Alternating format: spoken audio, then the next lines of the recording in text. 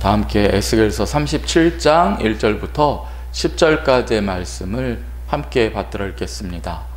여호와께서 권능으로 내게 임재하시고 그의 영으로 나를 데리고 가서 골짜기 가운데 두셨는데 거기 뼈가 가득하더라. 나를 그 뼈 사방으로 지나가게 하시기로 본즉 그 골짜기 지면에 뼈가 심이 많고 아주 말랐더라. 그가 내게 이르시되 인자야 이 뼈들이 능히 살 수 있겠느냐 하시기로 내가 대답하되 주 여호와여 주께서 아시나이다. 또 내게 이르시되 너는 이 모든 뼈에게 대언하여 이르기를 너희 마른 뼈들아 여호와의 말씀을 들을지어다. 주 여호와께서 이 뼈들에게 이같이 말씀하시기를 내가 생기를 너희에게 들어가게 하리니 너희가 살아나리라. 너희 위에 힘줄을 두고 살을 입히고 가죽으로 덮고 너희 속에 생기를 넣으리니 너희가 살아나리라. 또 내가 여호와인 줄 너희가 알리라 하셨다 하라. 이에 내가 명령을 따라 대언하니 대언할 때에 소리가 나고 움직이며 이 뼈 저 뼈가 들어맞아 뼈들이 서로 연결되더라. 내가 또 보니 그 뼈에 힘줄이 생기고 살이 오르며 그 위에 가죽이 덮이나 그 속에 생기는 없더라. 또 내게 이르시되 인자야 너는 생기를 향하여 대언하라. 생기에게 대언하여 이르기를 주 여호와께서 이같이 말씀하시기를 생기야 사방에서부터 와서 이 죽음을 당한 자에게 불어서 살아나게 하라 하셨다 하라. 이에 내가 그 명령대로 대언하였더니 생기가 그들에게 들어가매 그들이 곧 살아나서 일어나 서는데 극히 큰 군대더라. 아멘. 마른 뼈들이 살아날 때라는 제목으로 은혜를 나누고자 합니다. 성도 여러분, 이 세상에는 많은 문제들이 있습니다. 세상은 이 문제를 해결하는 방법으로 제도를 바꾸고 시스템을 바꾸려고 합니다. 또한 이 세상을 살아가는 우리에게도 수많은 문제들이 있습니다. 사람들은 삶의 문제를 해결하기 위하여서 갖가지 방법들을 동원하고 애를 쓰지요. 하지만 세상의 문제도 그렇고요. 또한 이 세상을 살아가는 사람들의 문제도 그렇고요. 그 모든 문제들을 해결하는 궁극적인 해결 방법은 하나입니다. 사람이 바뀌는 것입니다. 아무리 시스템이 바뀌고 제도가 개선되어도 또는 이러저러한 해결책을 찾아서 제시하더라도 사람이 바뀌지 않으면 여전히 문제는 또 생길 것이고 그대로일 뿐인 것입니다. 예수님께서는 제자들을 3년간 데리고 다니시면서 어떤 문제를 해결하는 것에 초점을 맞추시지 않았습니다. 어떤 문제를 해결하고 하나님의 일을 하는 것에 대해서는 3년 동안 거의 하지 않으셨다는 것을 알 수가 있습니다. 그 대신 예수님께서는 제자들과 함께 깊은 교제를 나누셨고 함께 기도하셨고 또 함께 식사를 나누셨습니다. 제자들이 삶을 살아가는 것을 지켜보셨고 그들이 또 다투는 것도 곁에서 지켜보셨고 제자들의 연약함을 아파하시기도 하셨고 말씀으로 하나님의 나라에 대해서 주로 가르치셨습니다.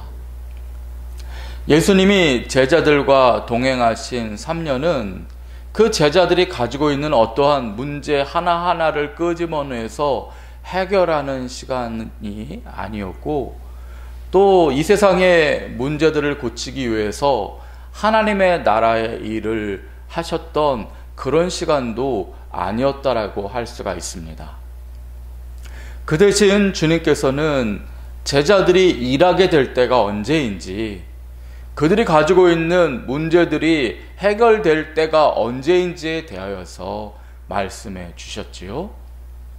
그때가 언제인지에 대하여서 기록되어 있는 구절이 사도행전 1장 8절입니다.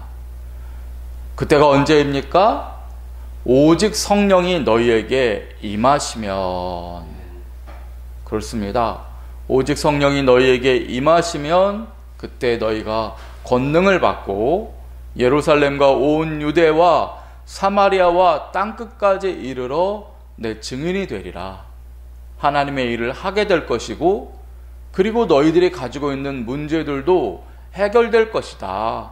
주님이 그때를 말씀하여 주셨습니다.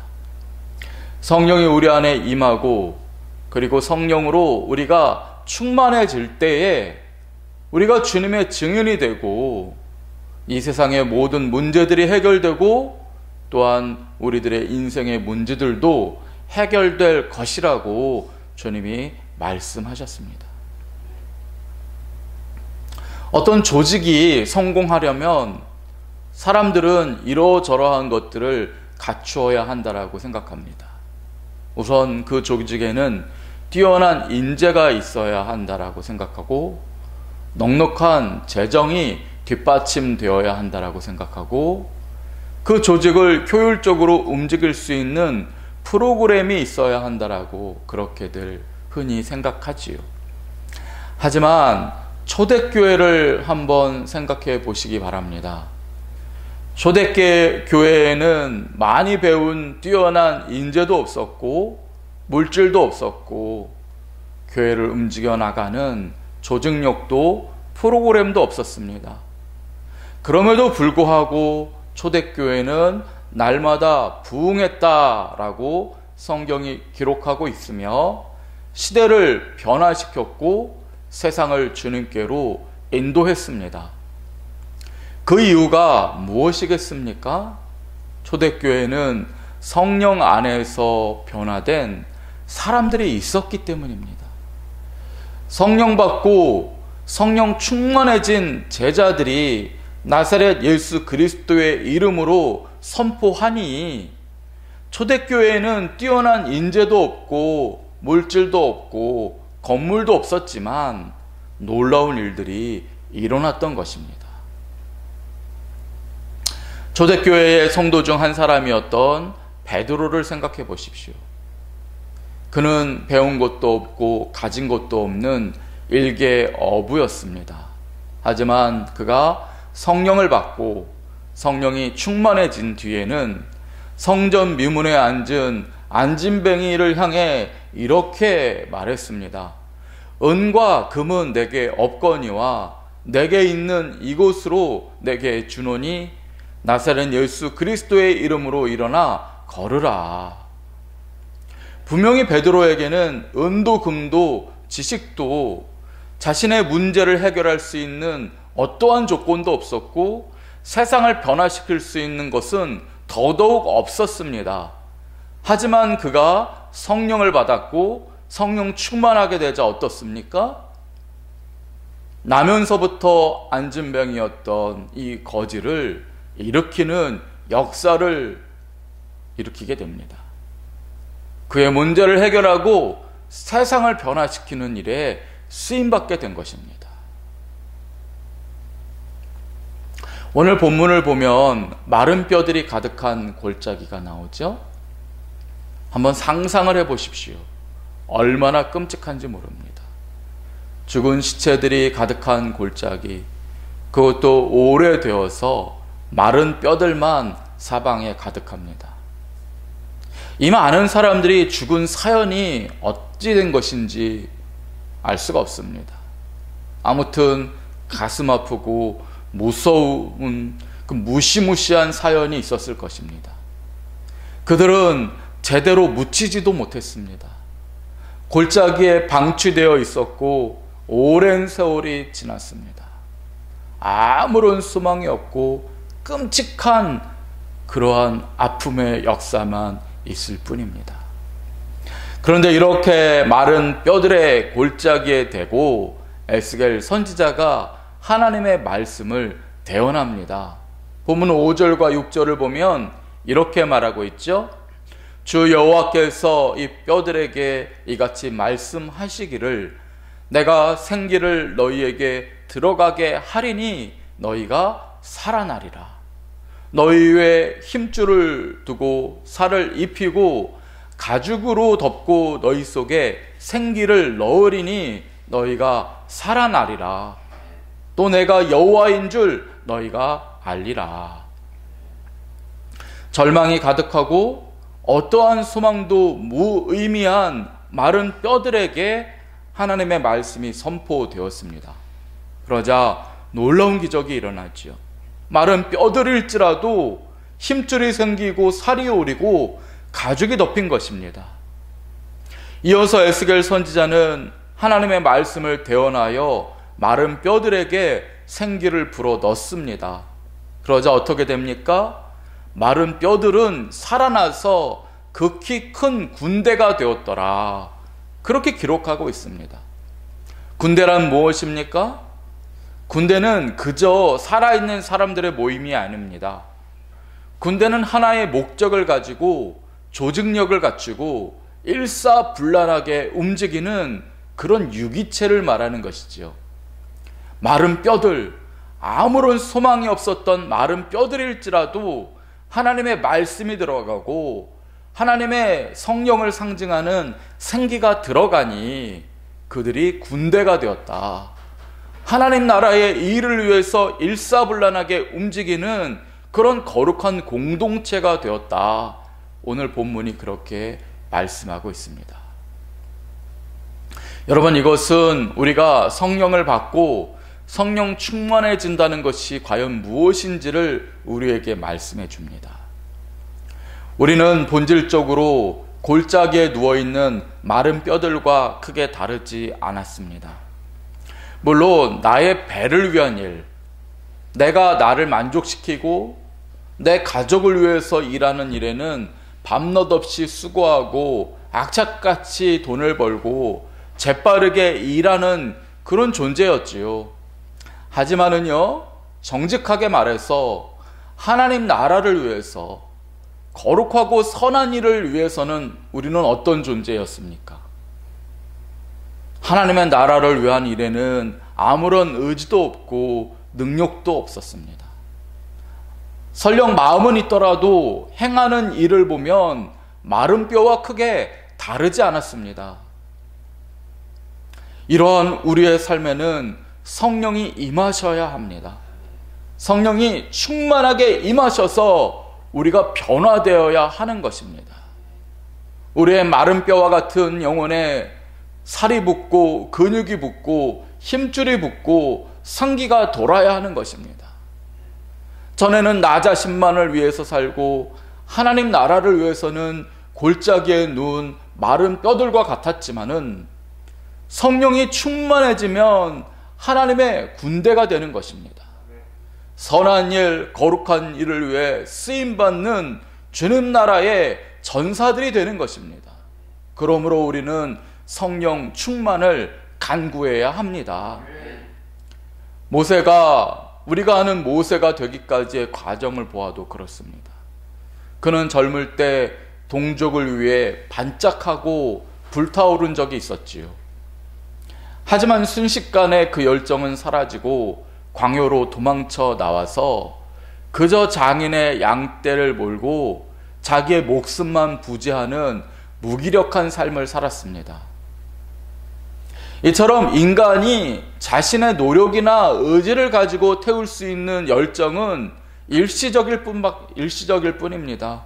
그나마도 곧 사그라져 없어져 버리고 우리 힘으로는 마른 뼈들과 같은 삶을 살 수밖에 없지요. 그렇던 모세가 호렙산에서 떨기나무에 붙은 장엄한 하나님의 불 가운데 서게 됩니다. 모세가 만난 그 불은 어떤 불이었습니까?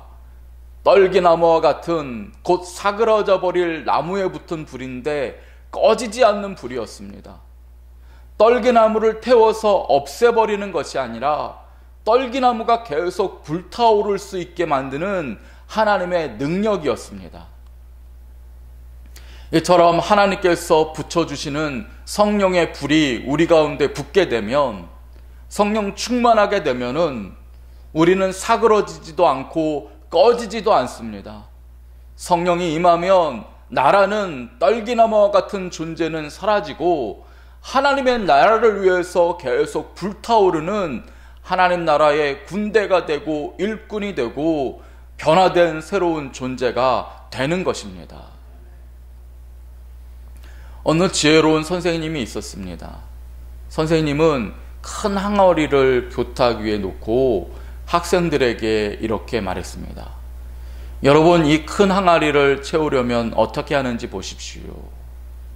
선생님은 처음에 골프공들을 그 항아리에 쏟아 부었습니다. 그리고 나서 학생들에게 묻기를, 여러분, 이 골프공이 가득 담긴 항아리에 또 다른 무엇을 채울 수 있을까요? 라고 묻더니 아주 작은 조약돌들을 붓기 시작했습니다. 그러자 골프공으로 가득 찬 것 같은 그 항아리에, 그 유리병에 조약돌들이 더 담기기 시작합니다. 더 채울 수 있을까요? 선생님은 그렇게 말한 다음에 모래를 쏟아붓기 시작했습니다.